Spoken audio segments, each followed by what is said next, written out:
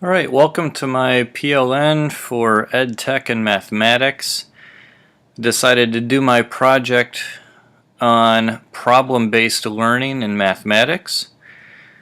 I chose this topic because it's frankly something that I've wanted to look into for quite a while, but just never had the time. And that's part of the reason why I even chose to do this whole capstone, is because it would give me the opportunity to look into one of these ideas.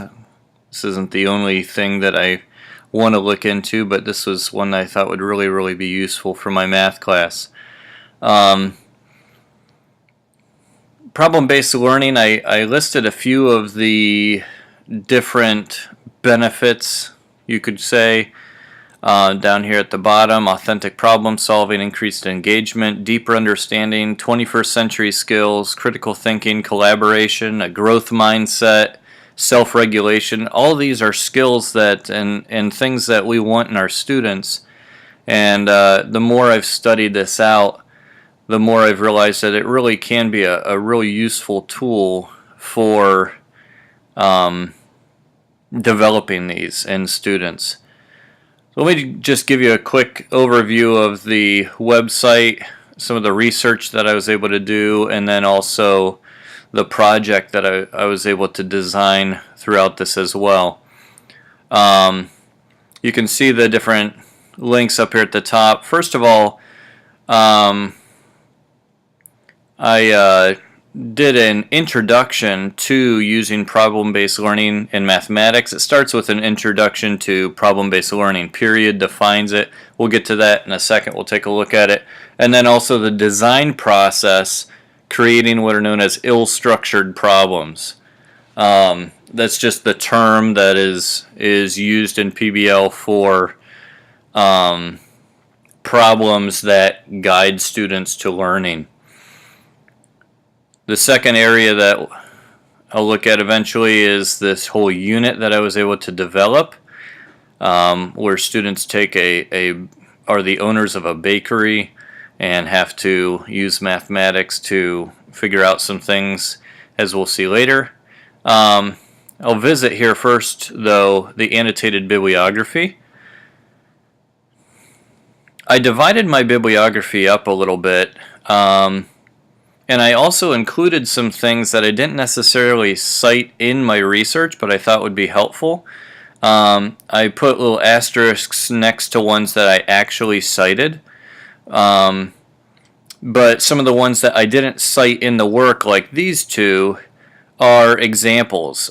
Here's a STEM Integrated Alternative Energy Team Challenge that was done. Another one, Robotics on Water, that actually the U.S. Coast Guard did. That's a PBL activity that they did that was really useful. So there's a few of those, and then some others that I actually did cite in my research. But I divided it as well. These first resources are specifically on educational theory and problem-based learning specifically. I have a few down here, though, that are more focused on mathematics, and then also PBL implementation in mathematics. And then I had a couple of resources at the end that were more focused on the technology and 21st century skills. So obviously we have the NETS resources here, and then some other things on 21st century skills. So there's my annotated bibliography. The reflection, obviously, I haven't done yet, but I did list a couple of other projects that I found.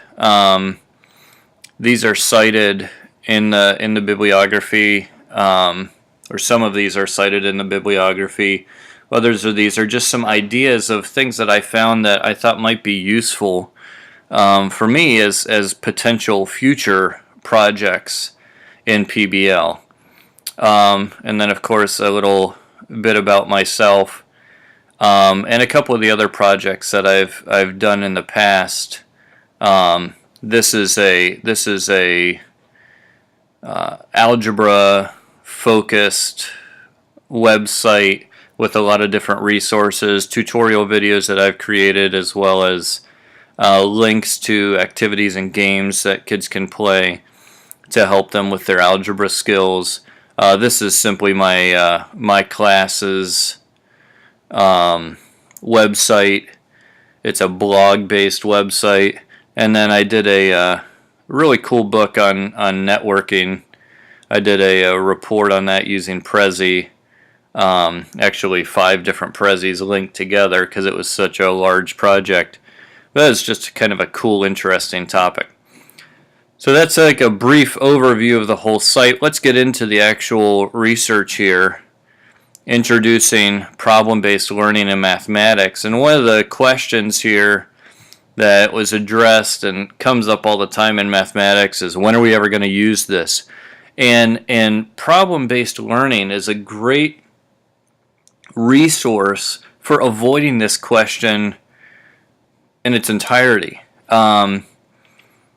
There are a number of different things that problem-based learning does. One of those, though, is the very fact that you're giving a problem directly tied to, or that is supposed to directly lead students to the content, is the fact that they already have a context, a real-world, authentic context in which it is used. So this question doesn't even come up. And there's a quote later on that I'll point out that really highlights this.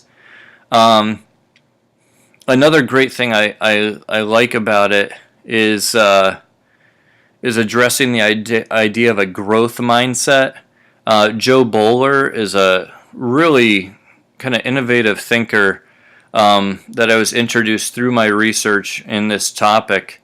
And her claim is that there's no such thing as a math brain. Anyone, if taught properly, can gain number sense, can gain an understanding of mathematics. That doesn't mean that everyone necessarily can do the highest, most complex level of calculus or number theory or whatever. Obviously, certain people are particularly gifted in mathematics, but she's telling us that there is a growth mindset. There is no one that's just stuck as, well, I'm not a math person. And there's no one that just naturally has it all together. Everyone has to work for it, but taught the proper way, everyone is capable of learning math.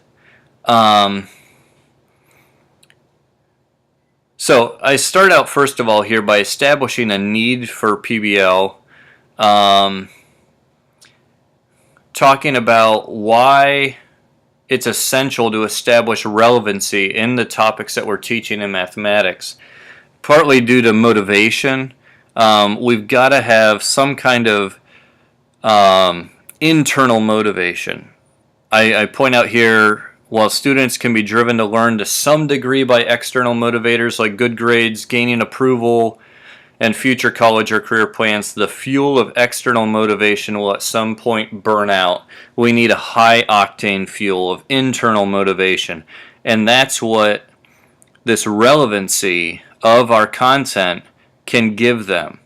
If we can establish that relevancy, then they'll see the need and they'll desire to learn it. Okay? Another reason why we need to do this is because this quote here, I point out, literacy in the 21st century means more than basic reading, writing, and computing skills. Writer Alvin Toffler points out, the illiterate of the 21st century will not be those who cannot read and write, but those who cannot learn, unlearn, and relearn. And I thought that was really, really interesting, because a lot of mathematics education isn't necessarily about the specific mathematics. It's about problem solving. It's about critical thinking. And that's exactly what he's talking about here. Learning, unlearning, and relearning.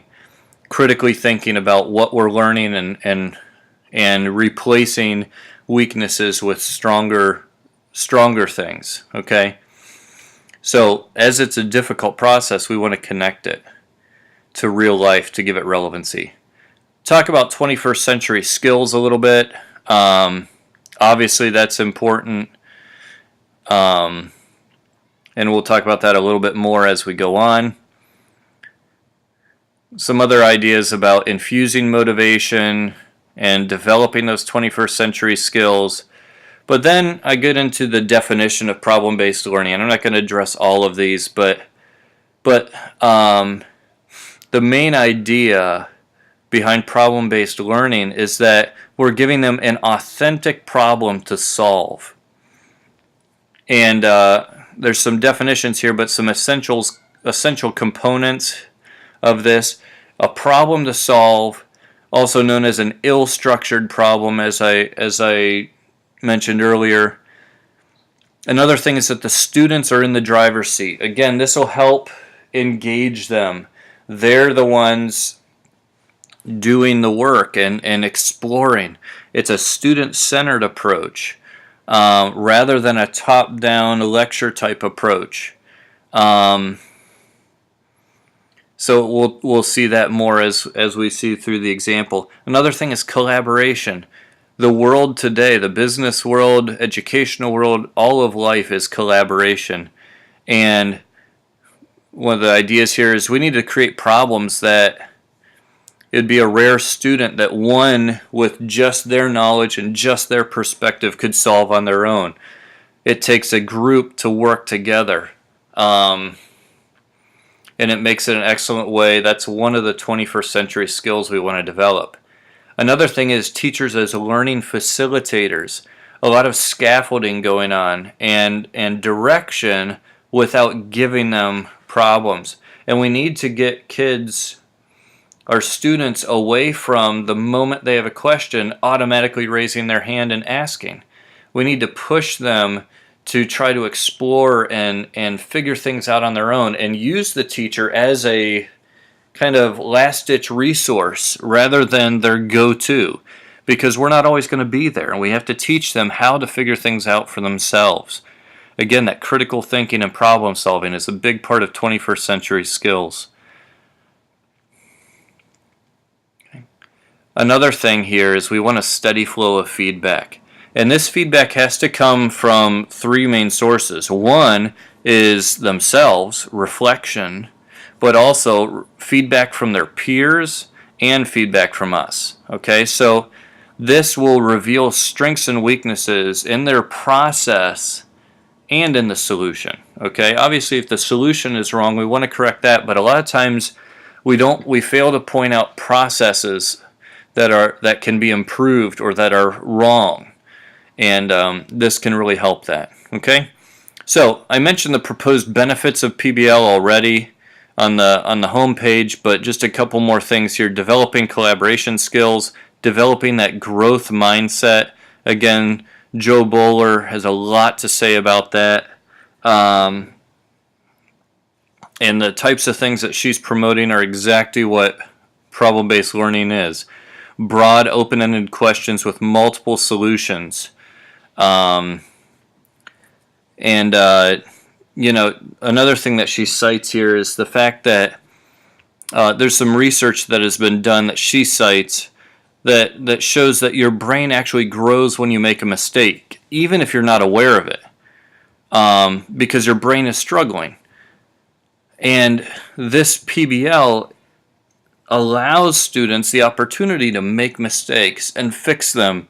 And through the feedback they're getting and the discussions that they have, they're recognizing those mistakes. Okay? Another thing is, and this is part of the growth mindset, is mistakes should be viewed as learning opportunities rather than indicators of lack of ability. Okay? They haven't found the solution yet, but that doesn't mean they're a failure. And too often in mathematics, that's kind of the mindset that's given. Okay? Another thing is developing deeper understanding. One of the weaknesses mentioned with like No Child Left Behind and other things, Common Core, there's so many different topics that kids are expected to know about, and their knowledge base, if they even cover it all, is a mile wide and an inch deep. This allows them to have that deeper understanding, and as we'll see, they do pick up on other essential skills and other content along the way. And even things that aren't specifically covered, the problem-solving skills that they're developing and the deep understanding of numbers and number sense and all of that they're gaining allows them to figure things out that they haven't even been taught before. And that's really where it gets exciting. Okay? Another thing, developing what I call educational maturity. This is that self-regulation, students' ability to understand and take ownership of a problem, attacking it with creativity and an understanding of what problem-solving strategies are available in the given context and which ones might be most useful in that instance. There's Mark Lonergan up in Boston Arts Academy. He's a real promoter of PBL and creativity. One of the quotes he said was, "When students and teachers can feel creatively connected to the curriculum, we circumvent the question, when are we ever going to use this? Instead, we focus on what we're going to create with these new skills." And that's really an awesome idea there. And what I was mentioning at the beginning is that by using PBL and giving that direct connection from the beginning, we, like he says, circumvent that question entirely. All right, so let's look at does it really work? What can go wrong? Poorly designed problems. Hung has done a lot of research into this. He's presented a couple of things that we'll look at in a moment. He really has given some good ideas about a whole process for good design. But he says that the most likely cause of many of the issues with PBL implementation is poorly designed problems. Okay? Another thing that can go wrong is the fact that, today's standardized tests don't measure the results often that of the good results that PBL gives. PBL produces these 21st century skills, but a lot of today's standardized tests don't adequately measure those things. Another thing is trying to overuse it. PBL as some kind of a panacea.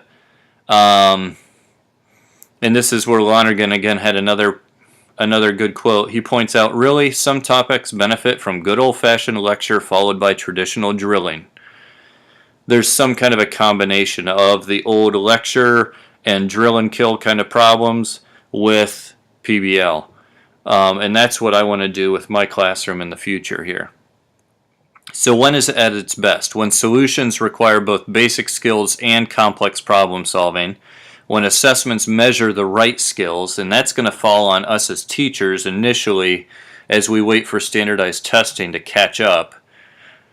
But we've got to be able to help students demonstrate their understanding and their growth by creating assessments that allow them to do that. Okay? So what makes a great PBL experience? We have to have a carefully planned approach. Okay? And here's where I'm going to go on to our second part here, the design process. It's got to take careful planning. So what makes a good problem? There's a few different things here. I told you Dr. Hung did a lot of work in this. I'm not going to use his model, but I did put it here. He has the 3C3R PBL problem design model. There's some information about that. Also, he further developed that by adding a 9-step process, and I gave that as well. I'm not going to go through all of that in this, but you can look at that.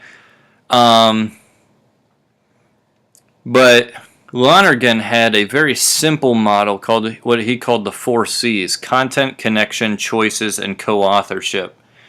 And I liked that partly because since I'm doing my whole project here on problem-based learning, I figured I would use learning how to do problem-based learning as kind of a problem-based approach.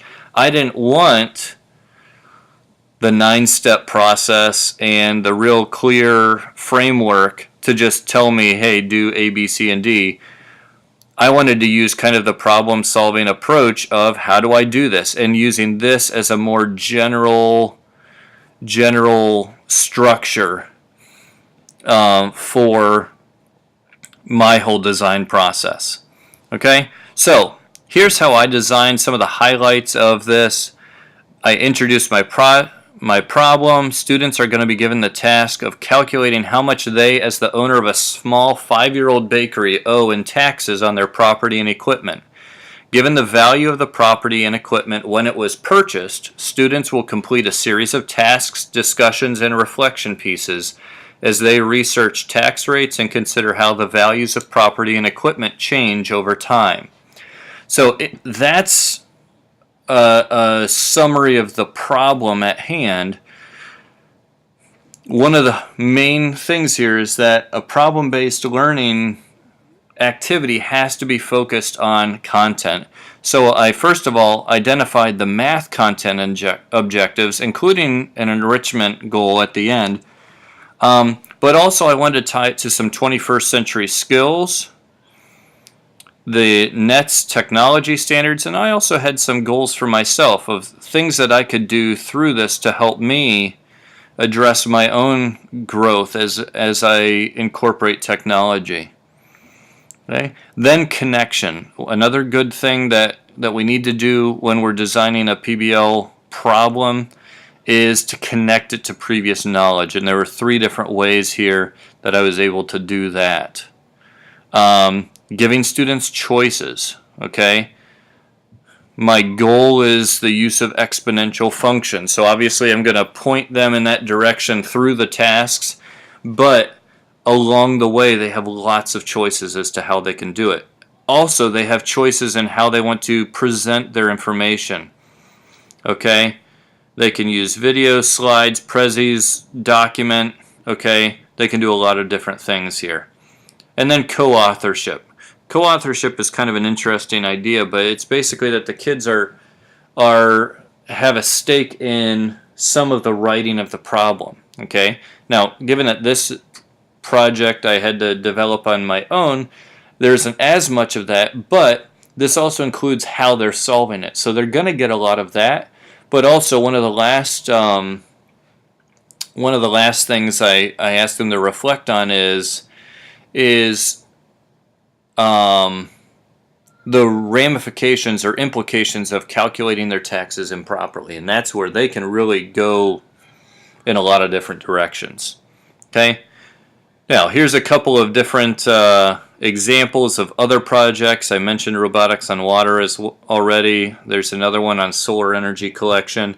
These are kind of summaries, really cool ones that I found that I wouldn't necessarily use in my classroom because they're not specifically math-based, but I thought would be cool as well.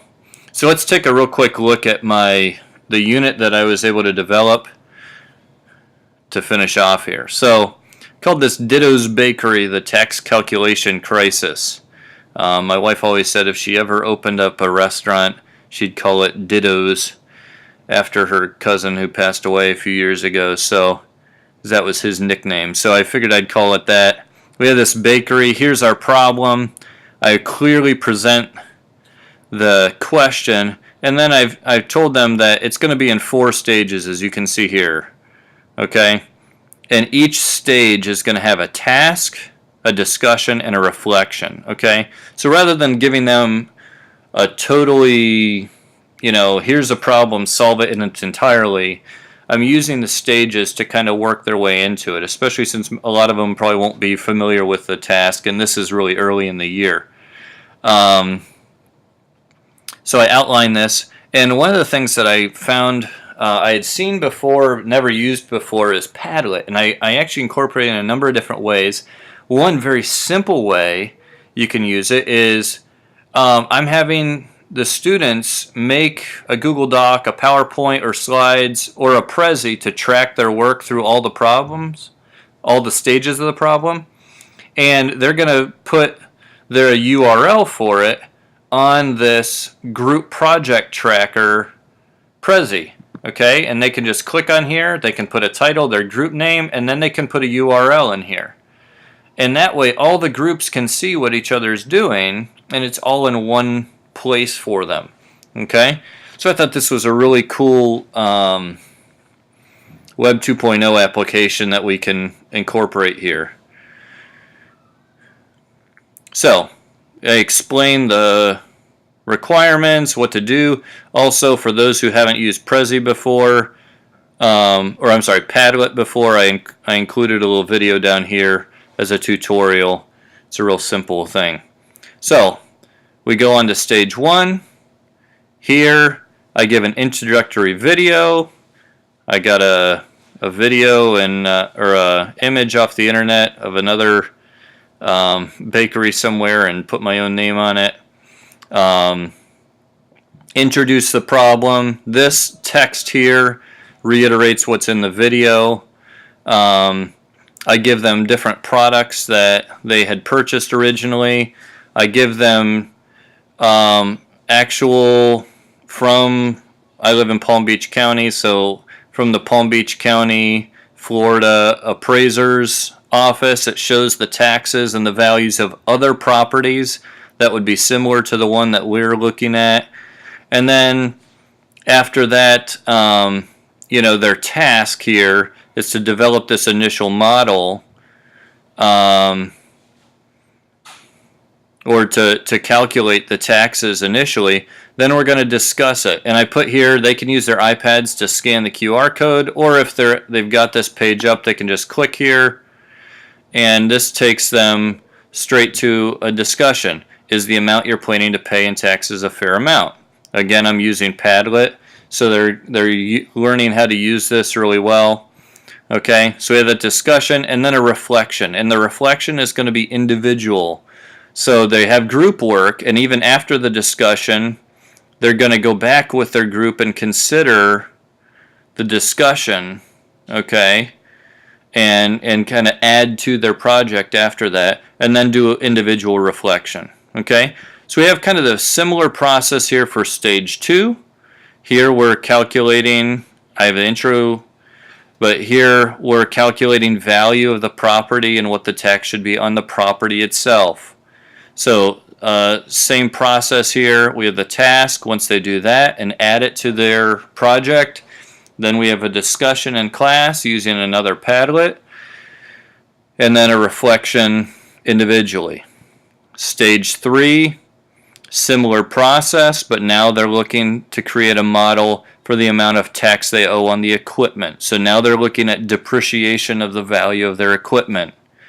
Further discussion in class, reflection, and then the final stage. And one of the things that I incorporated in this, the final stage is creating the model to give them the total taxes that they owe. But part of this is going back to their work on tasks 2 and 3 to use the reflections that they've done to make those models better before they produce their final product. Okay? Further discussion, a reflection, and then I do give a conclusion. And in the conclusion, to ensure that everyone has gotten everything, I do introduce more formally the topic that we were exploring. Okay? Took it from their textbook, and then I also made a tutorial video on exponential functions.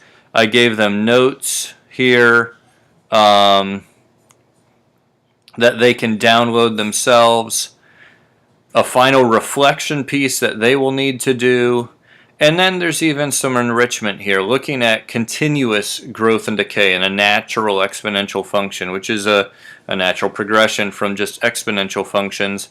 And I give a tutorial video and more notes that can help them expand their knowledge, and that'll really especially be useful for those who really catch on and are taking off with this whole thing. So there's the entire unit. It's really incredible journey that I've been able to take over these last couple weeks here, learning about PBL and seeing how it can be implemented. And I'm really looking forward to using this PBL unit with my class coming up this October.